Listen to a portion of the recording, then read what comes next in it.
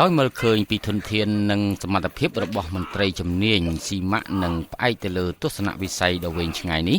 ឯកឧត្តមហេងរតនាប្រតិភូរាជរដ្ឋាភិបាលទទួលបន្ទុកជាអគ្គនាយកនៃមជ្ឈមណ្ឌលសកម្មភាពកម្ចាត់មីនកម្ពុជាស៊ីម៉ាក់បានផ្ដួចផ្ដើមគំនិតនិងផ្ដល់អនុសាសន៍ដ៏ខ្ពង់ខ្ពស់ដោយបានប្រគល់ភារកិច្ចជូនមណ្ឌលសំណក់អង្គភាពស៊ីម៉ាក់ឲ្យរៀបចំកម្មវិធីសិក្សាស្រាវជ្រាវហ្វឹកហ្វឺនរកសារធាតុគ្រឿងញៀនដើម្បីជួយបំពេញសេចក្តីត្រូវការផ្នែកការពារសុខសុវត្ថិភាពបញ្ហាគ្រឿងញៀន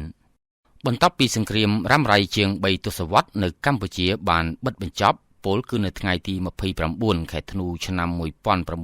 1998និងបន្ទាប់ពីទទួលបានសន្តិភាពពេញបរិបូរណ៍ជិត3ទសវត្សរ៍កន្លងមកនេះប្រទេសកម្ពុជាបានអភិវឌ្ឍរីកចម្រើនគ្រប់វិស័យដើម្បីដាក់ឲ្យតន់សភាពការវិវត្តដ៏ជឿនលឿននៃរាជរដ្ឋាភិបាលកម្ពុជានៅពេលបច្ចុប្បន្ននេះជាចាំបាច់អង្គភាពស៊ីម៉ាក់បានសម្លឹងមើលទៅមុខដ៏វែងឆ្ងាយប្រកបដោយទស្សនវិស័យមួយយ៉ាងច្បាស់លាស់រួមផ្សំដោយបច្ចេកទេសជំនាញនិងបច្ចេកវិទ្យាថ្មីៗទៀតដើម្បីចូលរួមចំណែកអភិវឌ្ឍប្រទេសជាតិក៏ដូចជាចូលរួមគាំទ្រលើវិស័យសន្តិសុខសង្គមនិងចូលរួមបំបត្តិគ្រឿងញៀននៅក្នុងប្រទេសជាតិនិងអន្តរជាតិនៃបណ្ដាប្រទេសជាច្រើនដែលបាននិងកំពុងជួបប្រទះនៅបញ្ហាគ្រឿងញៀនហើយនៅក្នុងនោះប្រទេសកម្ពុជាក៏ជាប្រទេសមួយរងគ្រោះដោយសារគ្រឿងញៀនផងដែរ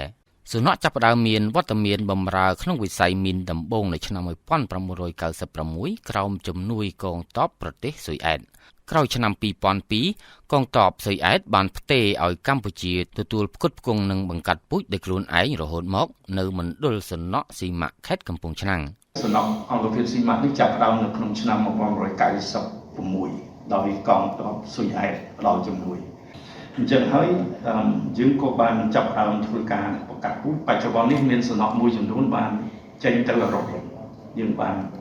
ផ្ដល់ជូនទៅអង្គការពពោអង្គការ NPA តែគាត់ទិញពីយើងតែអង្គភាពស៊ីម៉ាក់បានបង្កាត់ពូជហ្វឹកហ្វឺននិងប្រើប្រាស់សំណក់ហិតរោគមីននិងហិតរោគក្របយុទ្ធភ័ណ្ឌបន្តផ្ទុះអស់រយៈពេលជិត30ឆ្នាំមកហើយដើម្បីជួយរំដោះផ្ទៃដីជូនប្រជាពលរដ្ឋប្រកបមុខរបរកសិកម្មធ្វើលំនៅឋាន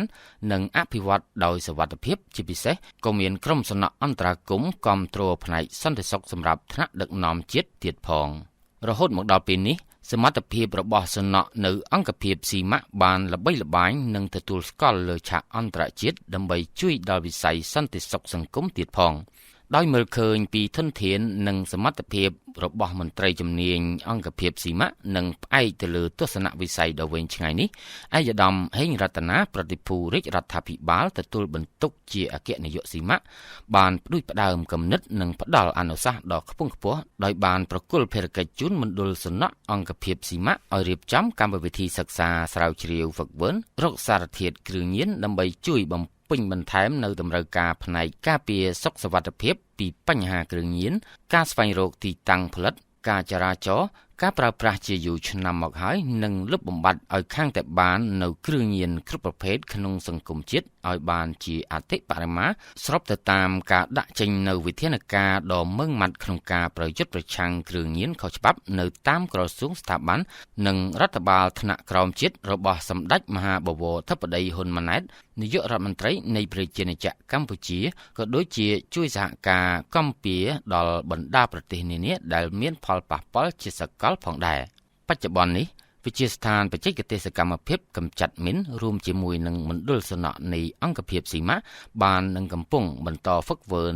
សំណក់ហិតរោគសារធាតុគ្រឿងញៀនដល់មន្ត្រីជំនាញពាក់ព័ន្ធរបស់រដ្ឋាភិបាលក្នុងន័យរួមចំណែកទី1ដើម្បីឆ្លើយតបការស្វែងរកសារធាតុគ្រឿងញៀនតាមការស្នើសុំជាបន្តណាមួយទី2ដើម្បីលុបបំបាត់ការប្រើប្រាស់គ្រឿងញៀនទី3ដើម្បីធានានូវគុណភាពនិងប្រសិទ្ធភាពការងារឲ្យតាន់តម្រូវការនិងពេលវេលាតាមសំណើទី4ដើម្បីជួយស្ដារនិងអភិវឌ្ឍប្រទេសជាតិនិងលុបបំបាត់សារធាតុគ្រឿងញៀនតាមរយៈការប្រើប្រាស់សំណក់បន្ថែមលើនេះទៀតការហ្វឹកហ្វឺនសំណក់ហិតរោគសារធាតុគ្រឿងញៀនគឺដើម្បីឆ្លើយតបទៅនឹងតម្រូវការចាំបាច់ឬបន្តណាមួយរបស់រាជរដ្ឋាភិបាលក្នុងការស្វែងរកសារធាតុគ្រឿងញៀនតាមគ្រប់រូបភាព